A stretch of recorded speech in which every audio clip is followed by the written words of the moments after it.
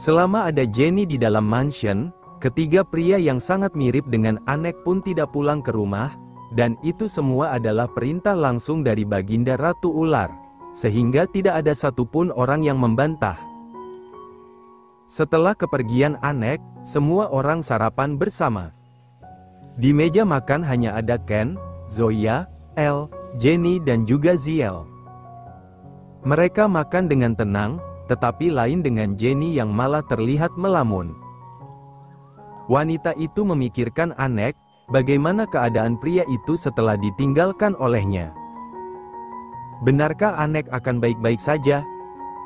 Entah kenapa dia malah merasa cemas, takut terjadi sesuatu pada pria yang dicintainya itu. "Jen, kenapa melamun?" tanya Zoya yang sedari tadi memperhatikan sang calon menantu. Jenny sontak mengangkat kepala, ia menatap Zoya lalu mengulum senyum paksa. "Tidak apa, Nyonya. Aku hanya teringat kedua orang tuaku," jawab Jenny beralibi. Zoya menghela nafas panjang, dia tahu kalau Jenny tengah menyembunyikan perasaannya. Jenny pasti tengah memikirkan Anek. Kalau mau telepon mereka telepon saja pakai telepon rumah. Dan ingat satu hal, jangan panggil aku Nyonya. Panggil Momi mertua. Jenny masih merasa begitu canggung dengan keluarga Anek, meskipun mereka semua memperlakukannya begitu baik. Lidah Jenny terasa keluh untuk memanggil Zoya seperti itu, sementara ia dan Anek belum bertemu. Akhirnya Jenny mengalah, ia mengangguk dan kembali memakan makanannya.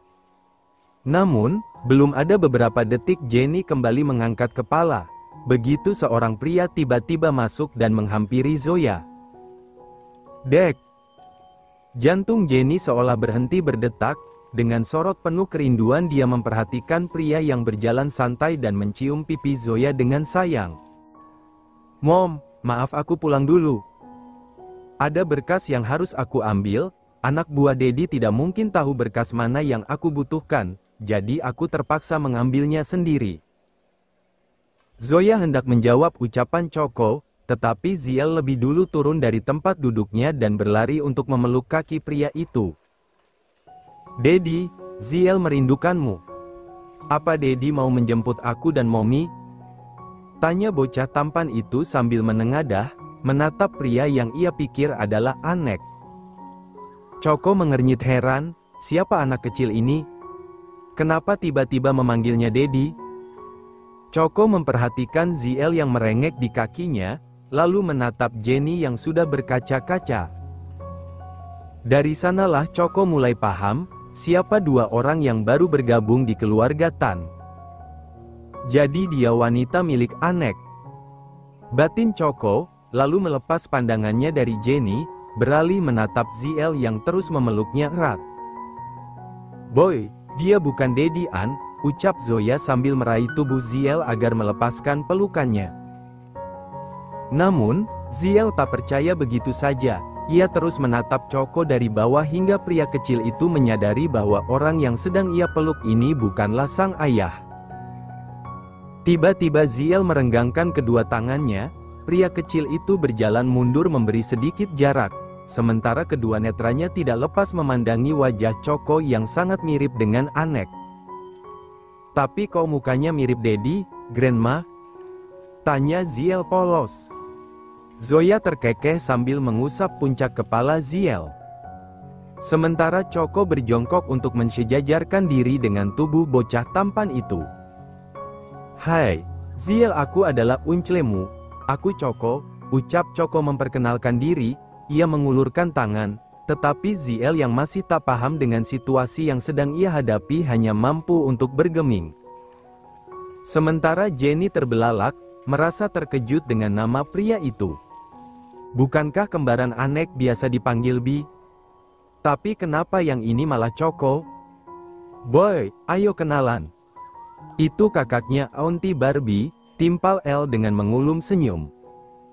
Ziel tampak kikuk, ia ragu-ragu maju ke depan dan menjabat tangan Choco. "Aku Ziel, dan itu momiku. Kenapa Uncle sangat mirip dengan Dedi?" Choco terkekeh. Karena kami kembar. Kembar? Apa itu kembar? Kembar artinya sama. Lalu apa Uncle juga mau jadi dedinya Ziel? Sama seperti Dedi An? Bukan seperti itu, jawab Choco cepat-cepat. Ia melirik sekilas ke arah Jenny yang sudah membuang muka. Sepertinya wanita itu kecewa, karena yang datang bukanlah Anek, melainkan saudara kembarnya. Sebenarnya ada berapa mereka? Kenapa banyak sekali? Batin Jenny. Terus seperti apa? Kalau Uncle mau sama Momi juga tidak apa-apa, kan sama saja. Momiku cantik, bisa masak, dan bisa bekerja. Kenapa Uncle tidak suka? Mendengar itu, tawa semua orang pecah.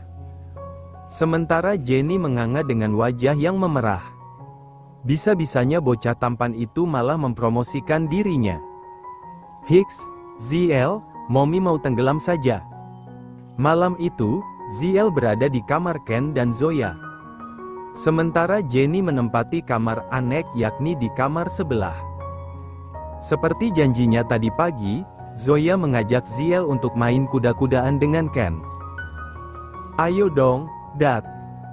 Kamu merangkak jadi kuda, seperti waktu anak-anak kecil dulu, titah Zoya pada suaminya. Ken menghela nafas, melirik Ziel yang sudah terlihat kegirangan. Baby, bagaimana kalau engkokku kambuh? Walaupun dia kecil, tapi lama-lama ya berat juga, protes Ken dengan wajah cemberut. Apa susahnya, kamu tinggal minum obat, Dad. Ayo sekarang kamu jadi kuda, seperti tidak biasanya saja, gerutu Zoya sambil menekan bahu Ken, agar pria yang masih terlihat cukup tampan itu merangkak di lantai. Akhirnya Ken pasrah, karena Zoya terus-menerus memaksanya. Ken menekuk kedua lutut dan menegakkan tangan, dia benar-benar seperti kuda renggong sekarang. Zoya mengangkat tubuh Ziel, hingga pria kecil itu naik ke atas punggung Ken. Kedua orang itu terkekeh, sementara Ken merasa tersiksa karena harus berputar-putar di sekitar kamar dan bersuara seperti kuda. Yeay, lebih cepat Grandpa. Jangan sampai kita tertangkap oleh musuh. Teriak Ziel sambil bergerak kegirangan, kedua tangan pria kecil itu menjambak rambut Ken, sementara di belakang sana Zoya terkekeh sambil menabok bokong suaminya, agar Ken berjalan lebih cepat. Semangat menyenangkan cucumu, Grandpa, goda Zoya dengan terkekeh semakin keras. Ken mendengus kasar, tetapi tetap tidak bisa melakukan apapun selain menuruti perintah Zoya. Awas saja, abis ini aku akan menjadi kudamu, baby. Encok-encoklah aku tidak peduli. Malam kian larut, Ziel tidak tidur di kamar bersama Jenny.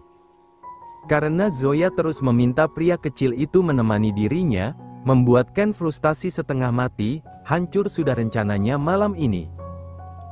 Ziel tidur dengan posisi memeluk tubuh Zoya, membuat keduanya saling menempel. Awalnya bocah tampan itu terlelap dengan nyenyak, tetapi begitu masuk tengah malam, tiba-tiba Ziel menggigil dan semakin mengeratkan pelukannya. Momi, Ziel dingin. Lirih pria kecil itu. Ziel terus mengigau dan memanggil-manggil Anek.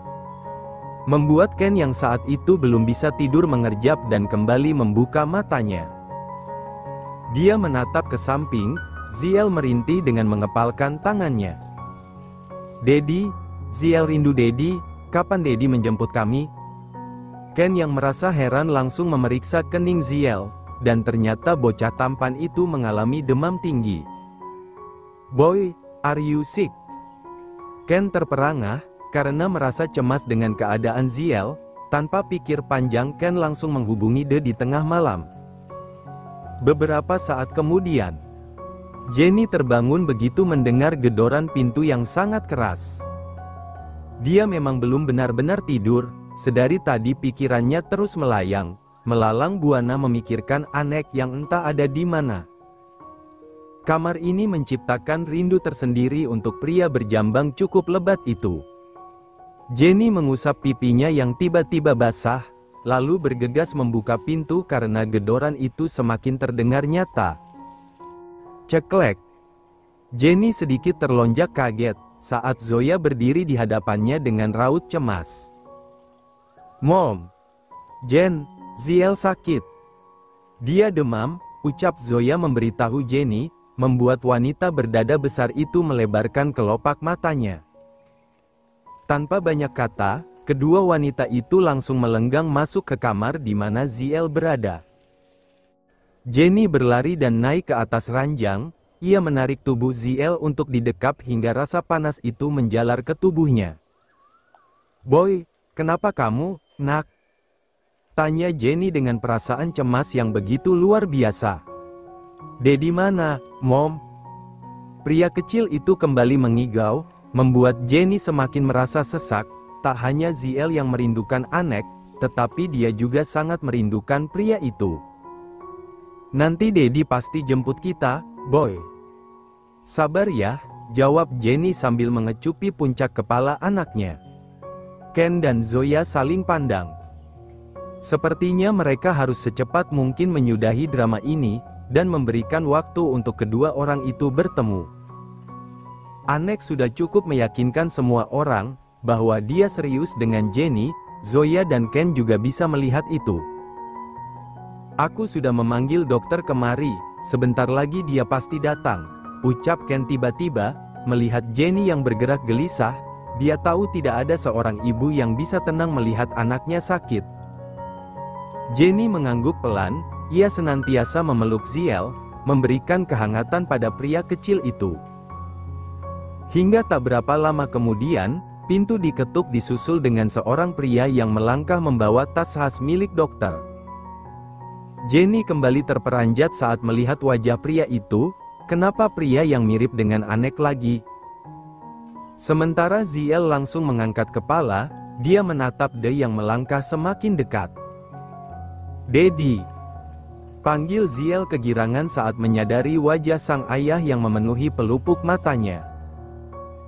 Ziel melepaskan pelukan Jenny, dan menghambur ke arah De yang sudah duduk di sisi ranjang. "Daddy, I miss you."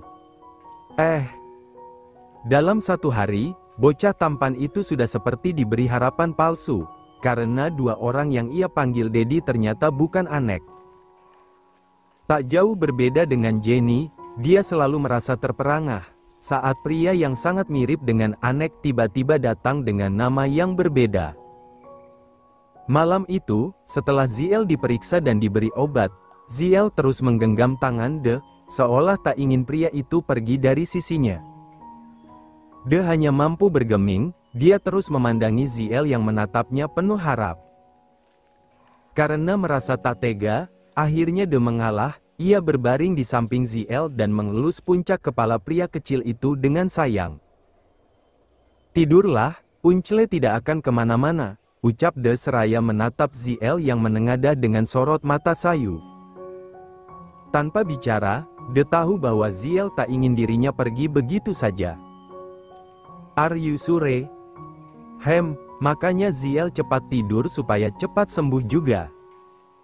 "Nanti Daddy An pasti jemput kemari," ucap De lagi meyakinkan pria kecil itu, bahwa Anek pasti datang secepatnya. Ziel mengukir senyum dan patuh pada ucapan sang paman. Tangan mungil itu melingkar di sepanjang perut De, membuat pemandangan itu terasa mengharukan.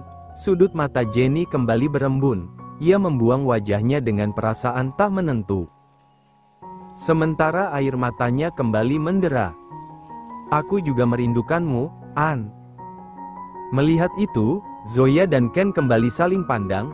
Ken mengangguk memberi isyarat pada Zoya.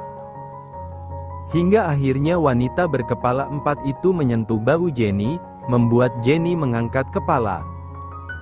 "Jen, kembalilah ke kamarmu. Istirahat dan jangan cemaskan Ziel. Dia akan menemaninya di sini." "Tapi, Mom, apa itu tidak merepotkan?" Zoya menggeleng dengan senyum tipis. "Tidak sama sekali. Besok kita buat penyambutan Anek dengan meriah, pastikan kamu berdandan secantik mungkin." dan buat dia merasa bahagia. Jenny sedikit melebarkan kelopak matanya. Mendengar nama Anek disebut, entah kenapa jantung wanita itu langsung berdebar dengan kencang. Tanpa dipinta bibir Jenny melengkung dengan sempurna. Iya, Mom. Kalau begitu tidurlah dengan nyenyak, dan jangan pikirkan apapun. Jenny mengangguk-anggukan kepala persis seperti anak itik yang sangat patuh pada perintah induknya. Tapi, Mommy dan Daddy tidur di mana? Kami tidur di kamar B, sebelah kamarmu. Kalau kamu butuh sesuatu ketuk saja pintunya, ucap Zoya, sementara Ken hanya diam sambil merangkul pinggang wanitanya. Setelah itu, semua orang melenggang ke kamar masing-masing. Sebelum benar-benar pergi, Jenny melirik ke arah De yang ternyata tengah menatapnya pula. Jenny langsung salah tingkah, sementara dalam bayangannya pria itu adalah Anek. Dia benar-benar bukan pria yang kucintai, tatapannya berbeda sekali. Sebenarnya Jenny ingin pamit dan berterima kasih pada De. Tetapi karena tatapan pria itu terasa tidak nyaman dalam penglihatan Jenny, wanita itu malah pergi begitu saja, bahkan terkesan buru-buru seperti menghindari sesuatu yang sangat tidak dia sukai. Di belakang sana, De memperhatikan Jenny, hingga wanita itu berhasil menutup pintu. De menyeringai tipis lalu berdecih. Cih, selera Anek memang tidak pernah berubah. Depan belakang besar semua. Ken dan Zoya sudah masuk ke dalam kamar. Keduanya berbaring dengan posisi seperti biasa. Ken memeluk Zoya dan membenamkan wajahnya di dada wanita cantik itu. An benar-benar sudah berubah, Dad, ucap Zoya tiba-tiba sementara tangannya tak berhenti mengelus kepala Ken. Dia teringat bagaimana tatapan sang anak begitu dia bicara bahwa Jenny telah dia usir dan dia hina. Amarah itu langsung berkobar hebat, menutup akal sehat Anek. Hingga tanpa sadar pria itu membentak Zoya. Dari sana, Zoya tahu seberapa besar nilai Jenny di mata putra sulungnya itu. Aku juga bisa melihatnya, baby, jawab Ken semakin mengendus aroma tubuh Zoya. Aroma candu dan menenangkan yang tidak akan pernah ada duanya. Semoga Jenny bisa menerima semua kekurangan anak kita. Ken menghentikan aksinya. Seperti kamu yang menerima kekuranganku. Mendengar itu, Zoya menghentikan gerakan tangannya, ia menatap Ken yang menengadahkan wajah. Hingga sorot mata mereka bertemu dalam jarak sedekat itu. Buncahan cinta di antara keduanya terlihat masih sama-sama kuat dan begitu banyak. Ken menggerakkan kepalanya semakin naik ke atas, memangkas jarak hingga membuat kedua bibir itu menyatu. Ken mengecup dalam menyisakan debaran yang cukup kuat di dada Zoya. Terima kasih sudah menerimaku. Aku mencintaimu, dan selamanya akan terus seperti itu. Zoya mengulum senyum, wanita itu mengangguk, percaya bahwa semua yang Ken katakan bukanlah bualan semata. Hingga entah di menit keberapa, pria yang masih terlihat gagah itu akhirnya mendapatkan sesuatu yang menyenangkan dari istrinya. Dad, kita lepaskan sama-sama.